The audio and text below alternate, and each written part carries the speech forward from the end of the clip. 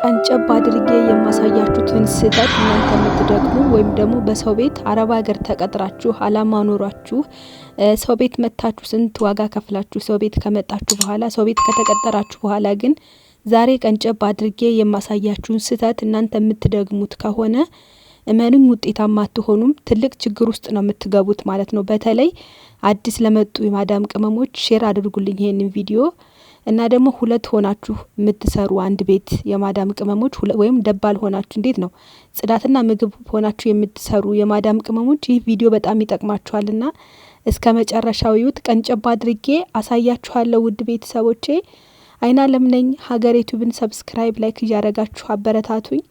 እስከ መጨረሻው ድረስ አብራችሁን ቆዩ። ሰላም ውድና የተከበራችሁ የሀገሬ ዩቲዩብ ቤተሰቦች እንዴት ናችሁ? ያለው እግዚአብሔር ይመስገን። ሁላችሁም በያላችሁበት የፈጣሪ ሰላም ብዝት ይበልላችሁ፣ ብዝት ይበልልን። ውድ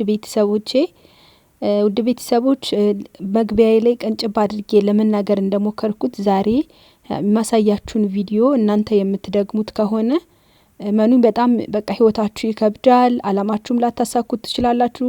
በነገራችን ላይ የሰው ልጅ እኮ የሆነ ነገር ችግር ከትንሽ ነገር ነው ትልቅ ላይ የሚደርሰው ማለት ነው።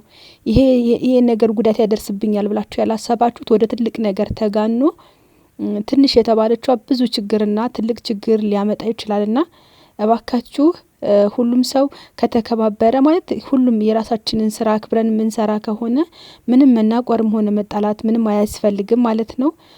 እና ውድ ቤተሰቦቼ ዛሬ ይዤላችሁ የመጣሁት ወይም ደግሞ ቀንጨብ አድርጌ የማሰማችሁን ማመን ነው የሚከብዳችሁ። እውነት ለመናገር ለማን ነው እንደዚህ የምንሆነው? ለምንድነው እንደዚህ የምንሆነው ነው የሚያስብለው ማለት ነው። ምክንያቱም አላማ ኑሮ ልንሰራን የመጣነው እዛ ቤት የኛ ቤት አይደለም። እንደዛ ለምን እናደርጋለንና እስኪ ቀንጨብ አድርጌ ላስገባላችሁ። ተጎርተሽ እንደዚህ ደም እየፈሰሰ ማዳሞች ምንም አላሉ።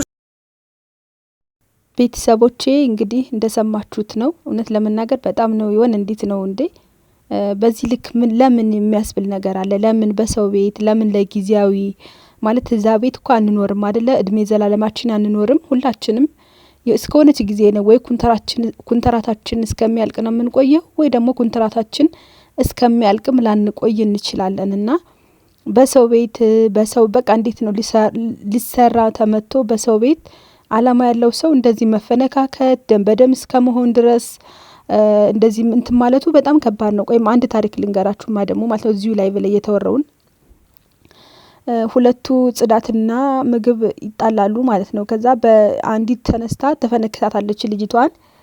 ከዛ በኋላ ደም በደም ትሆናለች አንደኛዋ ማለት ነው። ከዛ ማዳሟ ጋር ሄዳ ማዳምና ሰውየው ጋር አለቃዋና ሴት አለቃዋና ወንድ አለቃዋ ጋር ስትሄድ እነሱም ጥርግርግርግ አድርገው መልሰው ሂጂ ይሏታል ማለት ነውና ውድ ቤተሰቦች እኛ እርስ በርሳችን ካልተዋደድን ማን እንዲያከብረን ነው የምንጠብቅ? ማለት ሰራተኛና ሰራተኛ ካልተከባበረ ማን እንዲያከብረን ነው የምንጠብቀው እንዴ? በጣም ከባድ ነው እኮ እናንተ።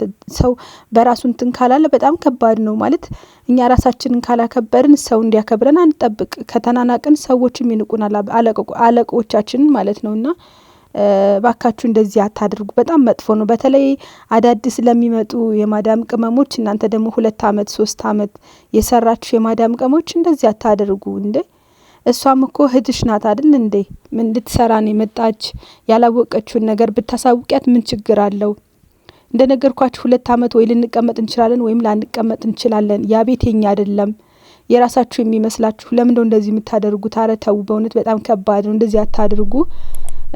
በቃ አሁን በጣም ብዙ ጊዜ ተደጋግሞ እየተሰማ ያለው ለአዳዲስ ሰራተኞች የሚመጡት ያው ለጽዳት ነው የሚመጡት። ነባሮቹ ደግሞ ለምግብ ስለሆነ እነሱ ነው እየተሰቃዩ ያሉትና እባካችሁ እንደዚህ አታድርጉ። በእህትሽ ላይ በልጅሽ ላይ እንዲሆን የማትፈልጊው ነገር በሰው ላይ ለምን ታደርጋላችሁ? ጊዜው በጣም ከባድ ነው። የሆነ ነገር ስትጨቃጨቁ ብዙ ነገር አለ እኮ ሰይጣን አይበለውና ማለት ስንት ነገር የሚያሳስት ነገር አለ። ስትጨቃጭቃችሁ የሆነ ነገር ብትይ አላማሽም ሁሉ ነገርሽም ቤተሰብ ልትረጂ ልጅ ልታሳድጊ ወይ ደግሞ ልጅ ልታስተምር የመጣሽው ሁሉ ነገር በሰዓት ውስጥ ቅይር ብሎ ራስሽን የምታገኙ ወይ ፖሊስ ጣቢያ ነው ወይ የሆነ ነገር ላይ ነው። ብቻ ከአላማሽ ተፈናቅለሽ ነውና መጥፎ ነው ማለት በቃ መዋደድ እንትን ማለት ካልቻላችሁ በቃ ስራችሁን ከፋፍላችሁ እየግል መስራት እኮ ነው አለቀ። ምንም የሚያገናኛችሁ ነገር የለም።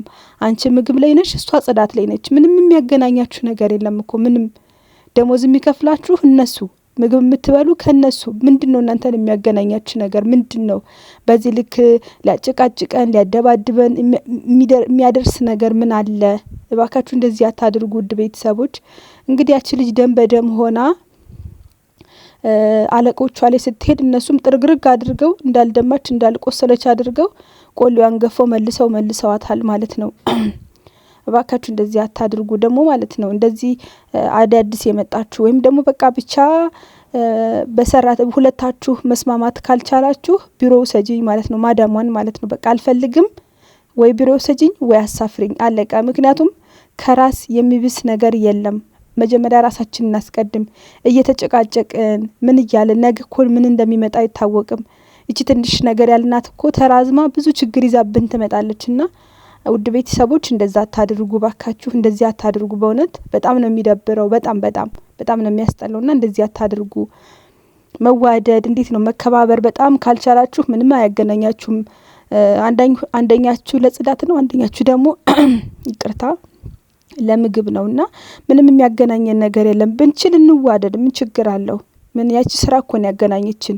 አንድ ሰው ቤት ልታኖረን የቻለችው ስራ ነችና ስራው በጨርሰን እስከምንለያ ድረስ ብችልን እንከባበር፣ እንዋደድ። ካልሆነ ግን ምንድነው መጋጨት፣ መደባደብ እስከ ደም ድረስ ከመፍሰስ ምን የሚያደርስ ነገር አለ? ምንድነው? አረ ተው እንደዛ አታድርጉ። ማርያም በጣም ከባድ ነው እውነት። በጣም ብቻ አላቅም። ምንም ጥሩ አይደለም። እናንተም እንደምታውቁትና እንግዲህ ኮንትራት ላይ ሁለት ሆናችሁ የምትሰሩ ነው የምላችሁ። እንግዲህ እንደኛ አይነቱ እግዚአብሔር የተመሰገነ ይሁን። ከምኑም ከምኑም ነጻ ነን። ሁለት አንድ ቤት ውስጥ ሁለት ለምትሰሩ የማዳም ቅመሞች ነው እንደዚህ የምለው ማለት ነው። እና እግዚአብሔር አምላክ ትዕግስቱን ይስጣችሁ፣ ማስተዋሉን ይስጣችሁ። የሰው ልጅ እኮ ሊሰራ ሊቀየር እንጂ የመጣው ሰው ሊደባደብ፣ ሰው ሊፈነካከት፣ የቤቱን አመል ውጭ ይዞ መጥቶ እንደዚህ እወቁልኝ ማለት አይደለም። አያስፈልግም። መደባደብ፣ መፈነካከት አያስፈልግም በአሁኑ ሰዓት ማለት ነው። እና ውድ ቤተሰቦቼ እንደዚህ አታድርጉ። ግን ሁለታችሁ መስማማት ካልቻላችሁና በተደጋጋሚ እንደዚህ አይነት ችግር የሚታይባችሁ ወይም የምትጣሉ ወይም የምትጨቃጨቁ ከሆነ በእውነት ነው የምላችሁ በሰላም መለያየቱ አይከፋም። አንዳችሁ ወይ ቢሮ ይሄዱ ወይ ለመስማማት እኔ ተስማምታችሁ ብትሰሩ ቢሮ ይሄዱ። ምክንያቱም የሰው ልጅ እኮ ነገ ላይ ምን እንደሚደርስበት አይታወቅም። ሁሉ ጊዜ ታጋሽ አንደኛችሁ ሁላችሁ ታጋሽ ላትሆኑ ትችላላችሁ። ስንት ነገር አለ በሰው ልጅ ላይና ሌላ ችግር ውስጥ ሌላ ጦስ ውስጥ ከመግባት ቢሮ ሄዳችሁ ስራ ለመቀየር ሞክሩ። ግን አትጣሉ። ተስማምታችሁ ለመስራት ሞክሩ። ካልሆነ ግን ወይ ማዳም የሆነ ነገር አድርጋ ታስማማችሁ ወይ ደግሞ ቢሮ ሂዱ። የሰው ልጅ ምን እንደሚደርስበት አይታወቅምና ውድ ቤተሰቦች ሁለት ሆናችሁ ለምትሰሩ የማዳም ቅመሞች እንደ ማስጠንቀቂያ እንዴት ነው እንደ ትምህርት ይሆናችኋል ብዬ ነው ይዤ የመጣሁት። ምክንያቱም ያው ብዙ ነገር አለ ሚዲያ ላይ ማለት ነውና ይሄ ነገር ለእናንተ እንደ ትምህርት ቢሆናችሁ ብዬ ነው የመጣሁት። የዛሬው ቪዲዮ ይሄን ይመስል ነበረ። ሁላችሁም በያላችሁበት ሰላማችሁ ብዝት ይበልልኝ። እንደተለመደው ሀገሬ ዩቲዩብን ላይክ፣ ሼር፣ ሰብስክራይብ እያደረጋችሁ አበረታቱኝ። ሁላችሁም በያላችሁበት ሰላማችሁ ይብዛልኝ። ቻው፣ ሰላም ሁኑ። ወዳችኋለሁ።